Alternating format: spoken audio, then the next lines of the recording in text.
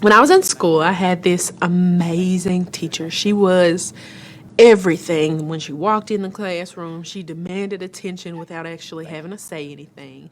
She was college educated, she was African American, she had a love for learning that I adored. Like every time she got up in front of the classroom, she would captivate us. And I was like, I want to do that. I want to be that person for people who don't have, for children who don't have that person. I want to be that. You have to meet students where they are to get them to where they need to be. Because if they're thinking about their stomach grumbling or rumbling, they're thinking about where's my next meal coming from. It's a balancing act for sure. And sometimes I feel like I'm juggling. I feel like I'm just juggling so many tasks like I'm in a I don't feel like a teacher. I feel like I go in, I clock in, I do what I'm told to do, and then I go home. And I'm like, where's the passion? Where did it go? It makes me feel like it's no longer teaching. It's like I'm babysitting and then I'm doing whatever y'all are telling me to do because at the end of the year, they're taking this big test. So do I even have autonomy anymore? It's questionable. I know that's what you all feel is best. You know, as administrators, you all think this is what's best for our kids. You want this A, B, C rating, but that's not where we are just yet.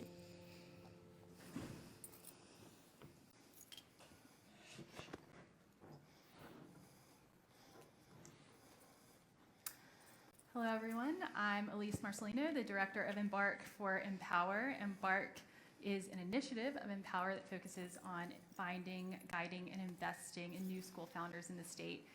And I'm happy to be up here on stage with our three great panelists, Dr. Childress, who's the superintendent of the Corinth Public School District, Dr. Donna Akers, who is the head of school at Greene Academy in Pontotoc, and Scott Waller, who is the president and CEO of the Mississippi Economic Council. So we'll go ahead and dive right into the conversation. Dr. Childress, I'd love to start with you. You've been a public school superintendent for many years. Corinth has had a great reputation as one of the best school districts in the state since your time there. Part of that success is due to the different approach to education you've been able to try as a district of innovation. There are some in this room who won't know what a district of innovation is or what that allows you to do, so I'd love to start there. What is a district of innovation, and what are some of the biggest things you've been able to do or hope to do as a result of having that status? The District of Innovation is a designation that you receive from the Mississippi Department of Education. That designation is the result of a legislative action about 8 years ago that allowed districts or schools to apply to be a district of innovation. We're in our second series of being a district innovation. We were, and then we renewed our application. And we have been involved in many things looking at how we could reshape the educational experience for children. One of the things that we implemented was a modified calendar. And we looked at implementing a modified calendar where children started school a little bit earlier. We take breaks in October and in March, and then we take about 5 weeks off in the summer instead of the traditional 8 to 9 weeks.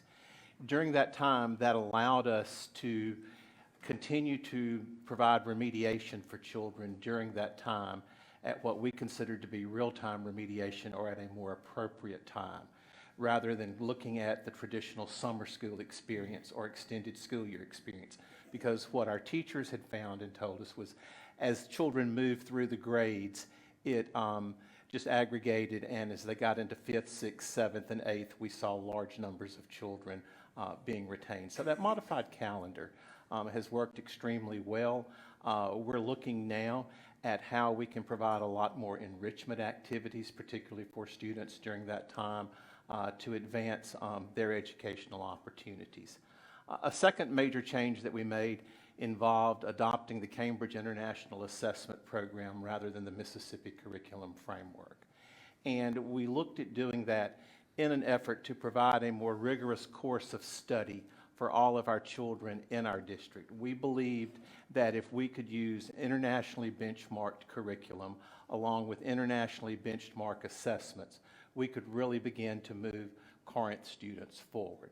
And the difference is in many cases where you see in schools where you have advanced placement programs, international baccalaureate programs, or Cambridge programs, those are offered only to a select group of students. Our teachers were very clear that if it's right for one, it's right for all. And from an equity perspective, we wanted all children to be exposed to that course of study.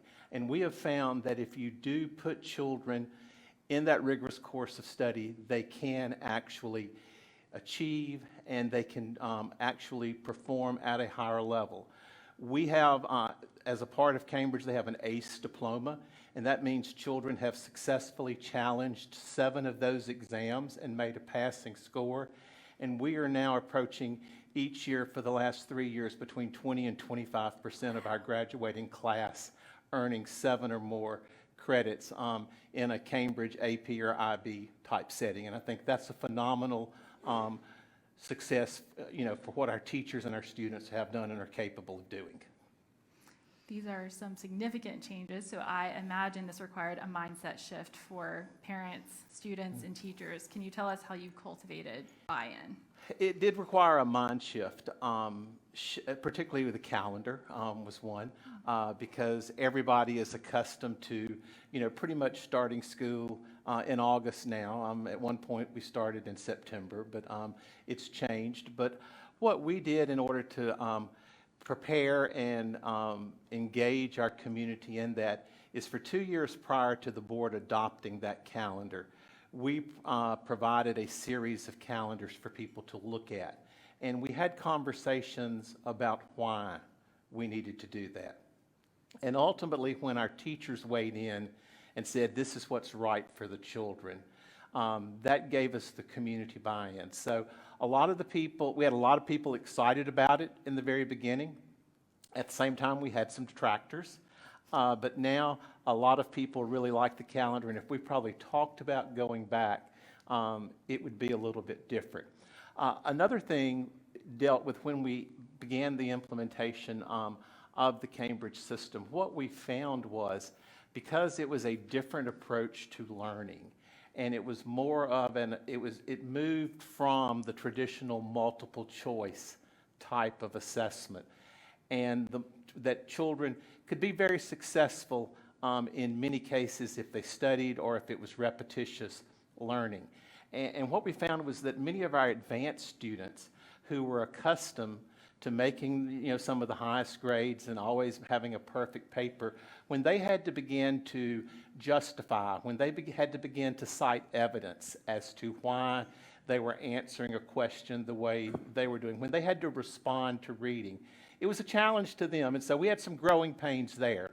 But as people saw how successful children were when they moved on, they began to say and see that what we were attempting to do and what we were doing was the right thing. And one of the best things that you can hear from a parent is, and I had a parent share this with me last week, my children were over-prepared when they went to college. And when you hear that, you know that you've hit the mark. That's wonderful. I would love to hear a little bit more about teachers in your district. So as we came up, the video was playing an interview with a teacher, a Mississippi teacher named Kristen Glass, who was expressing her frustration with the lack of autonomy that teachers have in the classroom. With greater autonomy at the district level, has any of that trickled down to the classroom? We have seen it to a degree, but not to the degree that we would like to see it. And part of that is in our original request. We requested some flexibility and some waivers from the accountability model. We still want to give assessments. We still want them to count, but we want it to be based on the curriculum that we are teaching. And so our teachers right now are having to juggle both. And so that is causing a difficult situation for them to have that autonomy that they want. However, the good thing about the Cambridge program is that teacher has the autonomy, and the teacher becomes more of a facilitator than a teacher. And that's the direction that we really need to move toward in education, in my opinion, from pre-K through 12th grade, is that teacher really becoming more of a facilitator and children assuming responsibility for their learning and the teacher guiding them where you can move those children at whatever level they are in that classroom. And with technology, with curriculum, with all of those things that we have today, That is very possible, and it will make learners far more ready for the workforce than they are presently coming out if we can see that model fully implemented. Speaking of the workforce, what role, if any, has the business community played in the changes that you've made in the district? The business community has been closely involved, and we remain closely involved with the business community, with our economic development agency within the district. We, both the Corinth School District and the Alcorn School District, if there's an industrial recruitment activity going on in our district, we are present. We are there to share the successes that both districts have and the quality of education that we can provide. We also have met and meet on a regular basis with the plant managers from our industry and talk about what are things or what are activities that we have going on in the school that we maybe could do a better job that would help you as far as the workforce that you are having. We changed our attendance policy 3 years ago based on some recommendations that we received from the Caterpillar plant manager that he thought would better prepare students for when they went to work at Caterpillar. So, you know, the business community is closely involved. We're working on opening up a new career tech center that we're funding solely with local money, that we're going to gear specific opportunities to the industries that we have in Corinth and that we want to see come and locate in Corinth. Well, on the topic of the business community, Mr. Waller, I'll go to you next. As president of the State Chamber of Commerce, this question might seem a little trite, but it may not be obvious to everyone in the room. What is the importance of a thriving education system to economic opportunity in the state? It is probably the most important thing that we have. If we don't have a strong educational system that's preparing our students to move into the workforce and be successful, then we're not going to ever get to the point we need. And it's going to require that cooperation and coordination like you're seeing in the Corinth area and other places in the state that allows the business communities to have an understanding of how they communicate with their local schools, how they communicate with not only just K-12 but community colleges and IHL in order to see that the types of educational programs are actually putting people in position to be successful. And not just to go to a job, but go to a job where they can earn a higher wage, go to a job where they can have a career. And really, it's that cooperation of helping each side understand what the need is so that we can get to that point. Now, you've been at MEC for a number of years. Before that, you were a business reporter, so you've had your finger on the pulse of the business community for quite some time in the state. What changes have you seen in the beliefs and attitudes of business owners around whether there need to be changes to the education system or whether families need more education options to choose from? Well, I think it really comes down to we have to understand what the needs are, not only for the jobs that we have now, but the jobs that are going to be in the future. You know, in many cases, we don't even know what those jobs might be. So we've got to have that core educational system. Now, I'll say this. The governor mentioned it before he left just a few minutes ago. We have made some great strides in education. There's no question about that. But for us to continue to make those strides, we're going to have to think differently in many occasions. You know, what is what's good for one person good for the next in terms of what pathway we want to put them on. And one of the things that we're hearing right now, we just finished a very intensive tour across the state where we did 51 focus groups in all regions of the state with business and community leaders talking about what is it that we need to move our economy. And education and workforce development was a primary topic at all 51 of those. And what it boiled down to is, are we judging the success of our students in a way that really gives us a clear picture? So what I'm saying is the accountability system set up to allow you to really focus on each individual child and that child's need? And, you know, with the School of Innovation, you have the ability to ask for some waivers away from that accountability system, which gives you a little bit of flexibility. Now, the testing part of it is still a big component, which sometimes that's a debate probably that would take all afternoon.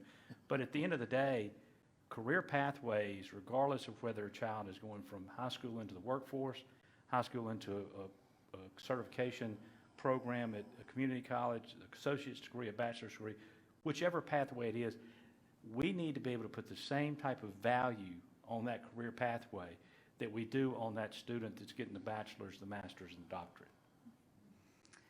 When you have members who are reluctant to advocate for changes in education, what is it that you've found moves the needle? Is it a story of how things work in other states? Is it just hard facts? Is it a dynamic leader? Tell us a little bit about that. I think it's a little bit of all, and I'll say this. I mean, I think MEC is the State Chamber of Commerce. We are a private, not-for-profit organization. We do not take any state or federal dollars to run our operation. So the business community is what funds us. So they're the ones telling, making the decisions, what do we need to focus on. There's not a reluctance among our membership about how do we make it better. And we've long believed it begins with leadership. And I mean, the guy 2 seats down is a perfect example of what leadership can do when you are willing to take a different approach. I mean, several years ago, MEC was at the point of getting rid of the elected superintendent to allow us to get the best possible person into every school, regardless of where they lived or what district they voted in. Those are the kind of things that start to move the needle. Then, once you get past that, how do we get into, again, I'll go back to the accountability system. And I'll state this, I'm not an educator. These two are. They understand it a whole lot better than I ever will. I just think that based on the conversations that we're having, we need to be looking at all options because, honestly, a one-size-fits-all doesn't mean all students are going to succeed. Dr. Childress just mentioned that he wants to treat every student equally in terms of determining what their potential is. And we've got to be able to adjust our system so that we're reaching the potential of every student that's out there. That's how we start to move the needle. Dr. Akers, I'll go to you next. You taught for almost 30 years in the public school system. I'm sure much of what Kristen Glass said in the video earlier resonates with you. When you retired from the public school system, you made a bold move and went to start a new school, the first of its kind in Mississippi. So I'd love for you to tell us what led you to start Ivy Greene Academy in 2020 of all years. And give us a sense of what that model looks like. Well, thank you. I decided to retire after, if I'd have worked for your school district, I may not have retired. Let's put it that way. We'll still take you. Probably would not have retired. I was not real thrilled with how things were going, and I was I started looking for homeschooling options because I was going to take my child out. I have a 10-year-old, and I was just not happy with his options. I didn't think it was a good fit for him. I wanted him to keep his curiosity and his love for learning, and so I decided I was going to start searching for that. So when I started searching, I found Acton Academy. And I don't know if any of you have ever heard of Acton Academy, but it's a international organization. There's about 300 schools worldwide. We are the only one in the state of Mississippi. What makes Acton Academy and Ivy Greene Academy unique is that we have really turned education upside down. The students are in charge, the learners. It's learner-driven. So everything that y'all have said is so really resonates with me about giving learners the opportunity to reach their potential. And the way our philosophy is that we give them, they have the leadership role. We step back and we are guides. We don't teach. We don't stand in front of a class and pour into them as I used to do. We don't answer any questions. They have to find out the answers on their own, and it helps them to become independent people. And clearly that's what we want as for our own children. We want them to be independent, and we want them to find their calling. And that's one of the main focuses of Ivy Greene, is to help all of our students find their calling. And so we design quests, and in these quests, they are able to work collaboratively and independently also to learn more about what their skills are, their gifts are, so that we can help them, guide them to where they want to be. Starting in the 6th grade, we have a wonderful program that is an apprenticeship program. And that's one thing that I think we really need to work on in Mississippi, is helping students, learners, to be able to have apprenticeships and learn that way. They get 40 hours starting in the 6th grade and 80 in the 7th grade, and on and on. So by the time they graduate, they have hundreds of hours of apprenticeship. They start in 6th grade exploring different options. They never stay with what they start with. They all think they want to be a vet or, an astronaut. But they narrow down their choices, and they write a resume. They write emails and request interviews. They go in for an interview, and they don't get it every time, of course. So they learn how to take rejection. They learn how to fail. That's a big part of our school, is learning that part of learning is failure, and being persistent and being able to get up and try again when you fail. That's another kind of worker we want. We want someone that doesn't give up, that's able to cooperate and try hard and keep on with it and complete something and be a completer. So that's the overview of our model. We have, we kind of are based on 4 different schemes, like the hero's journey is a big part. We reference that a lot in how we operate. We also use AA. It's funny, but it's a tight-knit group that support each other. That's a very good model for us to help to provide a community. The Boy Scouts, we use badges. They have challenges in each badge that they have to check off, and we emphasize excellence, and they're accountable for themselves and for their running partners and people in their groups. And also Google and gaming. We try to make things fun and make it enticing for them to want to learn. And so every day they are excited to come to school. There's no more crying and having to drag them out of the car. And they're excited, and they don't want to go home at the end of the day. And we address some of the summer school things by having camps. Right now we're in the middle of a camp. And they're probably all irritated at me for being here and leaving them up there. But we're doing a tinkering camp right now. So they had wood and tools, and today they're making a raft.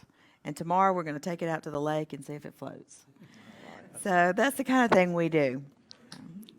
Sounds great. Thanks for describing that. At Empower, we believe education is about more than simply going to school or getting a certain test score. It's about helping students prepare for life and to reach their potential in life. So it sounds like you're coming from a similar perspective. Yes. I'm interested in a small town in an area with limited education options. How has the community responded to Ivy Greene? It's been a very, very positive response. I probably get 3 to 4 people a week requesting information or a tour of the school, or commenting on Facebook, wanting to know more about it. I get a lot of response for it. The only drawback I have with anybody is the cost of it, because of course we do have to charge tuition, and that's the drawback we have. Micro schools like Ivy Greene are taking off across the nation, and obviously the learning models can look very different. The affordability can look very different, but they all are small, which generally means fewer than 150 students. They often have mixed stage classrooms, or I think you call those studios. And there's a level of personalized learning in these small school settings. In Mississippi, would you like to see these options grow? Do you think there's potential for these options to meet needs, especially in rural Mississippi? And what would you say if there's someone here today who wanted to follow in your footsteps? I totally think it's needed in Mississippi. And it doesn't have to be a big grand thing. We started in a house, and I started with 14 students, and I had one other guide with me, and we had a really small, intimate year. We grew to 20 students that first year, adding during the year, but it doesn't have to be you don't have to borrow $1 million and build a building. That's what I'm saying. It can be a small thing and very, very worthwhile. Now we're moving into a building, we're renting. I'm still not ready to borrow money, $1 million, and build a building, but we're moving into a bigger building, and we've got 40 students now, 39 or 40 students now. So we're growing very fast, but it is a doable thing. And I think if people are interested in starting a school like this, you want to find a mentor maybe and a support group. I had that built in with Acton Academy. I have, but I think it's important to surround yourself with people that will help you and have a good, solid base of founding families with you that are on the same page as you. Dr. Childress, I'm going to circle back to you. Your methods may not be as non-traditional as Dr. Akers, and yet you've come up against the state accountability model in trying to do what you're doing in Corinth because the state test doesn't adequately measure what your students are learning and accomplishing.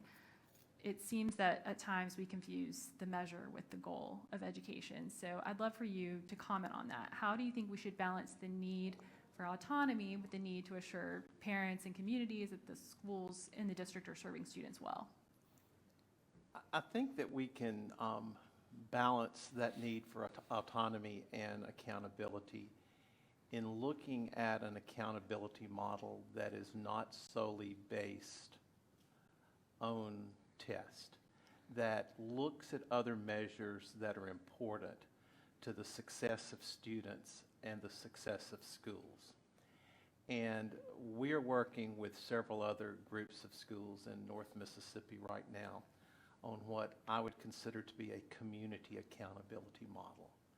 That yes, test scores are important, assessments are important, assessment data needs to be shared. You need to be able to make that meaningful differentiation between schools or districts. But there are other things that are important. And what's the key to this community accountability model is what does the community want to see as the product for that educational system? Because what it looks like in Corinth is going to be different from what it looks like in Pontotoc to what it looks like in Gulfport or Meridian. And so why can't we look at what do communities value in education, and what are those values, and how do you measure those values? And one of those would be, that you can measure, what are the hopes and dreams of students? What are the hopes and dreams of parents for those students? That's where we've lost the focus. And that's what's important. And there are ways and there are measures that you can set up, and you can create, let's just say, 7 pillars of accountability, with assessment and test scores being one of them. And choose 6 others that a school district is going to focus on, they're going to measure, they're going to report, and provide annual progress to that community. And if we really want to see communities and parents and the business and industry engaged in schools, we need to look at a model that begins to incorporate those types of things rather than just student assessment data. When it comes to innovation in education, there are those who would throw the baby out with the bathwater. and they want to start over entirely and end up devaluing the importance of strong content that was once a hallmark of our education system. I'm sure you would agree that innovation for innovation's sake can be, or isn't helpful, or and can be counterproductive. So how do we make sure that innovative approaches are effectively focusing on the methods of education and not sort of blithely ignoring essential knowledge and skills? Well, the content knowledge is what is important. And that was one of the reasons that we asked for as a part of our District of Innovation was a waiver in terms of licensure requirements. Because there are individuals that can teach in school that have the strong content knowledge that they need to help students to acquire. And that's the beauty of the Cambridge program, is that it emphasizes the content knowledge and the application of the content, such as in the state test in Mississippi in biology is it's a biology multiple choice test. The Cambridge test that we give is a biology test that has a lab component, that we have 160 biology students on one day. They are all performing a lab, an experiment that they have to write up, that they have to share what they learned. That shows that they know the content, it shows that they can apply it, and that they can also communicate it, which is extremely important in terms of being able to be successful in the workforce. So the content has to be there, and we can't give up the content, but I think that we've got to look at what content are we truly teaching, and are we teaching children the body of knowledge that they need to be successful, or are we teaching them the body of knowledge on which they're tested at the end of a grade or a particular content area.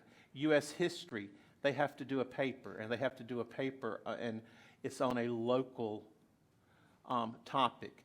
And we have chosen the railroad because of the importance of the railroad in Corinth, from settlement through, through wars, through economic development, all of those types of things, where we're making those connections, and students have to make those connections.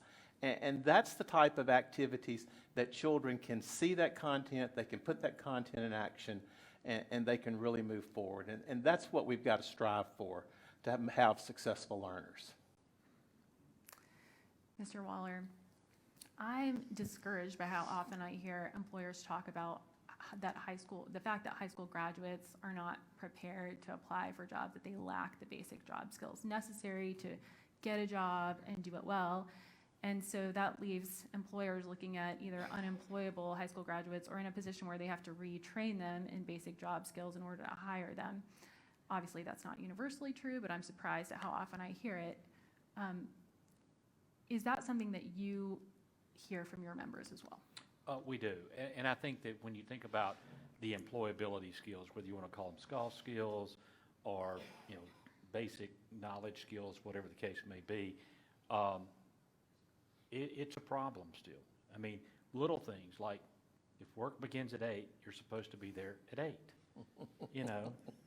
We all laugh, but it's a fact. It's a fact. And it's one of those things that that's all part of that process of making them understand it. So I think, and I kind of, to get back to that, when we're so busy, and again, I agree with you, I think the accountability system has to have flexibility, because, it shouldn't be a one-size-fits-all, but that needs to be part of the component. It's just not, when it's so geared and so heavy toward how did you do on a certain test, and that's what the measure is.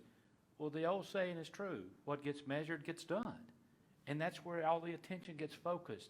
So we lose the ability to just think about simple things that need to be taught, that can be taught in a way that's part of a curriculum to teach them how to do it. You said something earlier, Dr. Childress, I'm very interested in finding out about it later on, but you said you made some adjustments to even your scheduling and your timing based on what Caterpillar was needing to see to help their students be better prepared to enter the workforce. Those are the kind of things that we need to be focusing on in order to deal with the issue of getting students prepared to be able to walk out of a classroom and walk into a job and be ready to go to work, and then have the basic skills that then allows the employer to spend their time teaching them the technical skills and the things that they need while they're on the job. Now, you've been an advocate for the ACT work keys. Will you tell us about that and why you think it's a useful tool?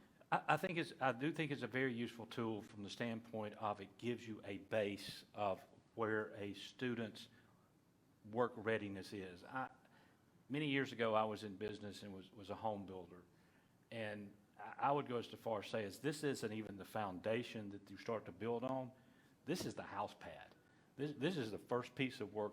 What it does, it gives you an assessment of where a child is in a variety of things, whether it's workplace documents, graphic literacy, some math, the basic stuff that you're going to need for, regardless of what your job is, you're probably going to need those skills. And it helps helps them understand that. Now that we are in position to do it at the high school level, I think it's going to be a big, big plus for us. I have to give the legislature a lot of credit. There was a piece of legislation passed this year. It's House Bill 1388. It was the Career Technical Act that really kind of reforms a lot of the things that was done. But one of the pieces of that was putting a system in place that any student in the state of Mississippi that wants to take ACT work keys now can. And then the best part is they funded it. So that's the other part. It's now funded properly.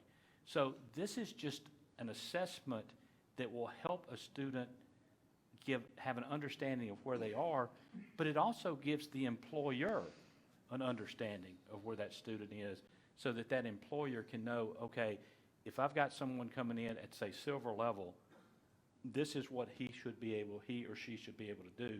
If they're gold, they're here. If they're platinum, or whatever the case may be. So it's just a good assessment of one's readiness to enter the workforce.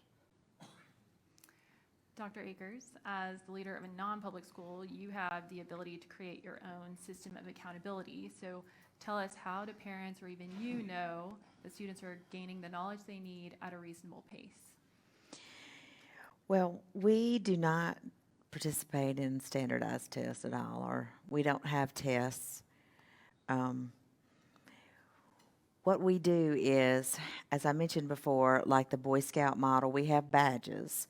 One of the main things we do is each badge, we have 6 sessions a year, and during each session, they have challenges. They may have 100 challenges that they have to do. And they have a running partner, which is like their best friend that they sit with, that they work together with. And then they have a squad leader. And they turn in their work to their squad leader, and it's checked for excellence and their running partner. So 2 people check it off before it ever goes to the guide. So there is some accountability there. We also, I don't want to forget to tell you that each and every single day, the students make goals for themselves for that day. They sit down and they decide what they want to work on today, and it has to be a measurable goal and using data, and they come back at the end of the day and they decide whether they met their goal or not and why. So they don't get in trouble for not meeting their goal, because sometimes they may say, well, what I was working on today was harder than I thought it was going to be, and it took me longer. Or they may say, I was distracted.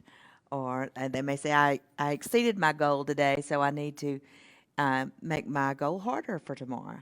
So these are kindergartners doing this, all the way up. We go up through 8th grade right now, but we're going to go all the way through high school. But that's one thing that we do. We also, at the end of each session, have an exhibition of learning, which is very exciting, because all along, everything they work on, their papers they write, their projects they do, they are keeping them so that when we have our exhibition of learning, which they run, they write out the script for it. One of them does a welcome, and they run the entire meeting. They set it all up, and the parents come in and get to see what they did. For instance, we recently had a robotics session, and so they broke off into their small groups, and the parents got to see the students, the robot that they built, and how they coded it. And, you know, some of the little ones, they just would carry one thing from one side of the room to the other. And some of the older ones, they were doing mazes and things like that. And the parents absolutely love that because they see that this is what my child is working on. They get to read their papers. The older ones keep a portfolio online that they can, you know, the parents know about it. So if they want to look at it, they can always say, give me the password so I can see it. And so they can look at that, and they can look at their core skills that we do online. And so the parents have access to all of that. But it's really a lot of internal accountability for the students. What do I want to do to be able to move up? They have to have a certain number of badges, and they have to make a certain amount of progress in order to be able to move up to middle school, and then even more to move up to high school. So if they choose to stay in middle school for 10 years, and that's that prerogative and the parents. But they probably get a little bit of prodding to get moved up. But they get to choose that. For instance, like my son loves reading. So he spent most of this year working on reading. Oh, he moved up like 3 grade levels in reading. His math, not so much. But we had a contest, and they had to make a certain amount of growth in order to go to C camp, and which is in Biloxi on the 21st is when we're leaving. And I reminded them, you have to make this growth, or you won't be able to go. So he decided to start working. We don't do homework, but he did to catch up on his math because he'd been on reading all year long. I didn't push him. But I reminded him of if he wanted to go, that's what he had to do. So he was happy to do that, and that was his choice. So he was being able to dive into work that he wanted to do, that no one made him do. And then he had the accountability for it. Thank you all. We could go on and on. These are important topics. We all clearly have an interest in a thriving education system, and I hope you've taken away that great leaders need flexibility to innovate and tailor solutions to their local communities, that families need more education options to figure out what works best so that every child in the state has the opportunity to succeed, and that we need a variety of options inside the public school system and outside of it. This is not an either-or conversation. It's a both-and conversation. And we also need reasonable measures. We shouldn't confuse the measure with the end of education, which is to prepare students for life. We need reasonable measures that don't impede teachers from teaching or students from thriving. So if you'd like to keep up with Empower's take on these issues, please scan the QR code next to education in your program. I hope you enjoyed this discussion. Please help me thank our panelists. Thank you.